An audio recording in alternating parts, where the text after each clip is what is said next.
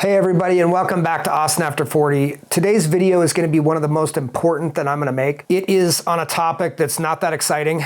It's on hydration, but I think it's going to be one of the most impactful things for the people who suffer from dehydration and maybe don't realize it at this point. To give you an example, I went a full 3 years with what I thought was a slip disc. All the doctors getting cortisone injections in my spine to alleviate the pain for short periods of time.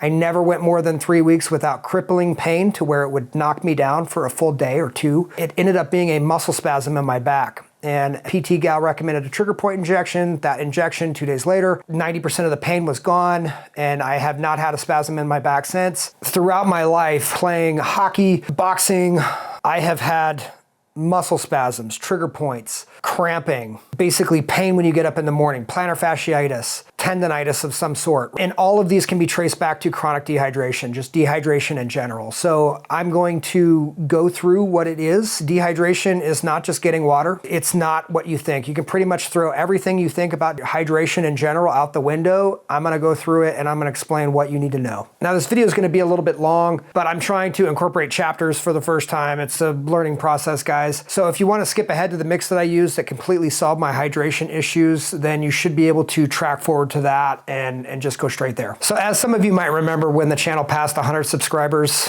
we took the huge splurge and got a high resolution imaging device that you see behind me. And now that we're past 3,000 subscribers, thank you guys, love you all. We've decided to take the huge technological leap and upgrade to color. No expense spared for you guys. So to understand hydration, we have to look at how hydration affects your cells. So here you have a hydrated cell and a dehydrated cell. What electrolytes are is electrically charged minerals that in the right concentrations allow the passage of fluid through the cell membranes through small channels. So if you have an imbalance of these electrolytes, you essentially have closed off the channels for, say, fluid to be able to enter a dehydrated cell. So with a properly hydrated cell, you, in addition to the amount of fluid inside and out of the cell, you also have the proper electrolytes inside and outside of the cell. So a dehydrated cell is not just an imbalance of fluid within and without the cell, it's also an imbalance in the electrolytes. So what happens is if you're actually dehydrated and you just drink water, you will actually dilute the amount of electrolytes within your bloodstream, and you will be unable to transport fluid to within the cells as well. So those of you carrying a gallon of water around with you in the gym might not be hydrating like you think you are, especially if you're bypassing the body's natural thirst response and chugging water when you're not actually thirsty. Now bear with me because this stuff is extremely simplistic and does not even start to scratch the surface on how electrolytes affect nerve impulses and muscle contraction and muscle relaxation, etc. So this brings me back to what do electrolytes actually do besides regulating fluid uptake within the cells. So because these electrolytes are electrically charged, they play a huge role in neural connectivity, the electrical impulses that travel throughout your body, allowing your muscles to contract and to relax. Basically, allow your brain to connect to your muscles and allow your muscles to properly function. So there's 4 electrolytes that I'm going to focus on in this video, and those are sodium, potassium, magnesium, and calcium. First, we're going to cover sodium and potassium because those regulate the fluid levels within the cell and also give the cell electrical potential to be able to transfer electrical signals, through your body. So sodium is essentially responsible for maintaining fluid levels outside of the cell wall. So 98% of sodium, abbreviated as Na because science. So sodium attracts water. So if you have too much sodium in your system, you will end up feeling bloated and retain water. And it also is responsible for exciting nerves and muscles. So if you are deficient in sodium, you will end up feeling weak, like you will feel weak muscles, as well as have some nerve issues very likely. Because sodium attracts water, if you don't have enough sodium in your system, you will not be able to uptake water into the cells because there won't be enough fluid around the cells to do so. Sodium also helps transport oxygen, so if you're low on sodium, you will have lower energy levels because the oxygen is not being able to be transported properly through your system. So sodium works with potassium in what's called the sodium-potassium pump, which essentially essentially makes the cell into a battery. So why would you need the cells to be batteries? There has to be enough electrical potential within the cells to be able to carry nerve impulses to your muscles. If you have weak batteries, you're not going to be able to transport those nerve signals properly, and you're going to have errors within the messaging to your muscles. So with the Catalyst EMS suit, we talk about the neural pathways inefficiency to activate these muscles, and this is exactly part of that. I wonder if people realize I'm full of shit. I'll get it and edit. So potassium here, represented as K, because science, allows fluid retention within the cell. Again, back to that sodium-potassium pump that allows the electrical potential for nerves to properly fire. The ratio of these two is ridiculously important. So again, 98% of potassium sits within the cell wall and 98% of sodium sits outside the cell wall. So most people in America have way too much sodium. Like the average American's intake of sodium is over 4,000 milligrams a day. You need 1,000. And vice versa, you're supposed to have 4,000 to 5,000 milligrams of potassium every day, and the average American gets 1,000 milligrams. So the ratio is important. So 1,000 milligrams of sodium to 4,000 milligrams of potassium. Potassium is ridiculously important in muscle synthesis, so building muscle in addition to protein. And it's actually important in tons of other stuff, like it prevents kidney stones, protecting your kidneys in general. So both sodium and potassium increase your insulin sensitivity, which is always a good thing. And finally, potassium is very responsible for the ability for the muscles to relax. So moving on to magnesium. Magnesium is at the center of chlorophyll, which is in all those leafy greens that we don't eat anymore. You need to get 6 to 7 cups of leafy greens every day to get the amount of magnesium that you need. In addition, potassium is 7 to 10 cups of vegetables, right? Of which none of us get anymore,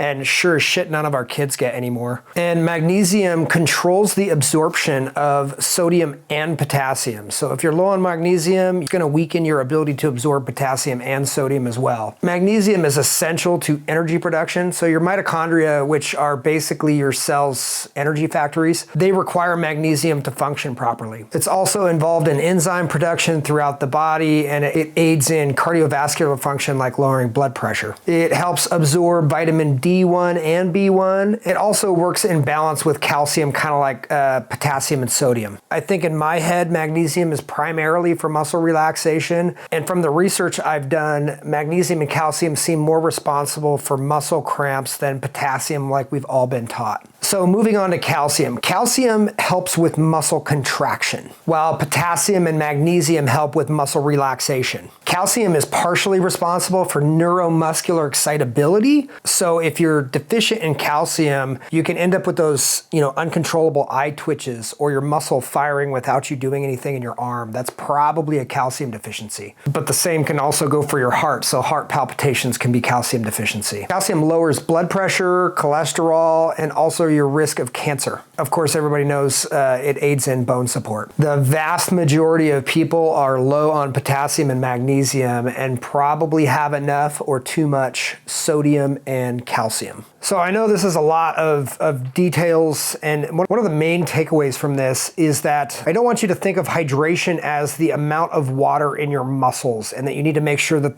they have the amount of water that they need so that they work properly. Really what it comes down to is the amount of mineral balance within your cells to be able to activate and relax your muscles properly. So all of the times that you've been in the gym doing, say, lunges and your hamstring cramps up, or you get a muscle spasm from hitting those sets a little bit too hard, a lot of that is because of the mineral imbalance, not because of the amount of water that you've been drinking. You might really find that a lot of problems that you didn't even realize were related to the mineral imbalance go away. This is totally worth trying for a month or a little while to see if it solves problems that you didn't even notice that you had, or solves problems that you've been trying to get rid of. I did not realize for 43 years that I had chronic dehydration. So now that you know what electrolytes are, do you notice something that's in virtually every electrolyte drink that I haven't mentioned? Effing sugar. This stuff really pisses me off. You don't need sugar.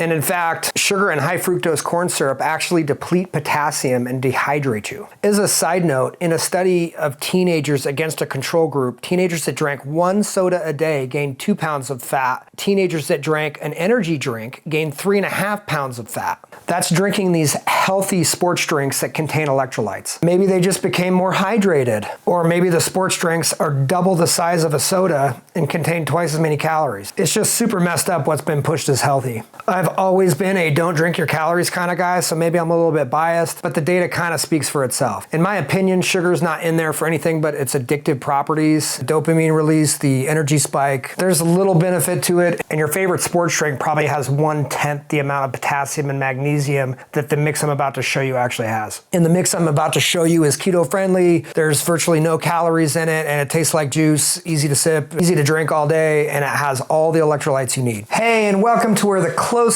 thing to magic happens once you're 40, divorced, and realize dating in 2023 requires as much intention as swiping left or right.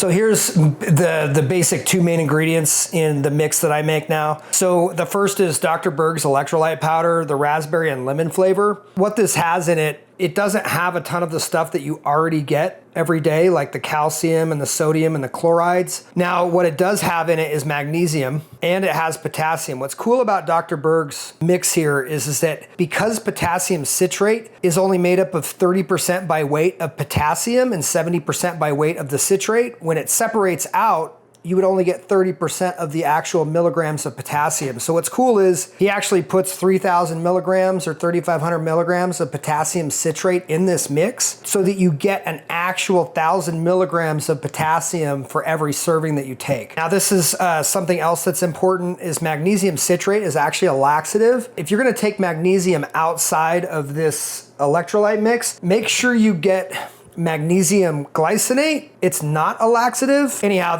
I take 2 of these at night. It helps calm you down. It helps you sleep. And I'm making sure that I get all my magnesium. So in addition to this, you want some sort of raw and unfiltered apple cider vinegar. I'm gonna have links to some of this stuff in the description. Some of them will be affiliate links. Those affiliate links, you don't pay anything extra. If you use the link, then I earn a little bit of a commission off of it when you buy the stuff. It helps me pay for some of this crap on the channel. This brand here, you can get at Costco in a 3-pack for like $8 or $9. So I buy it in 3 packs. It's $8 or $9. It's pretty cheap, you know, like $3 a bottle. You just want the raw, unfiltered apple cider vinegar. And don't let the apple cider vinegar turn you off.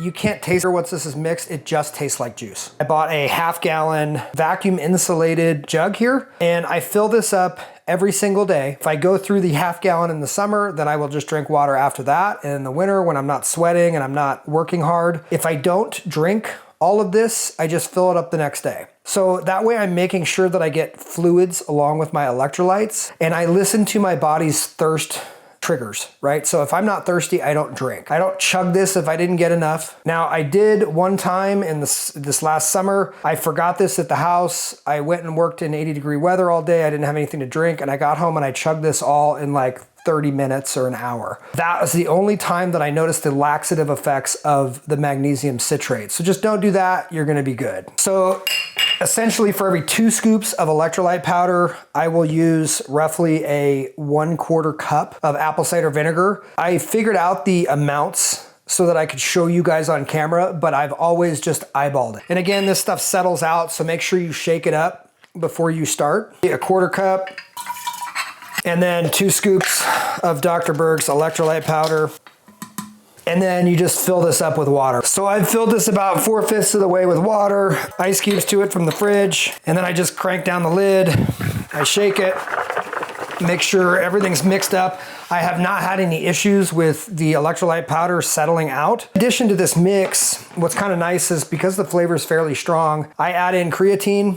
Creatine's a phenomenal supplement. This powder form is pretty cheap. Like I try to get at least 5 grams every day. And then I also add in taurine. Both of these don't really have any negative side effects and shown that they're pretty good for you. Bulk supplements, I'll leave these links. If you want to add this stuff, or if you have other supplements you're trying to add into your diet, then a great way to get them is in powdered form inside of this mixture. Again, thank you guys for your time. Hopefully you found this useful. Please like, subscribe, share the channel with your friends, and I will see you next time.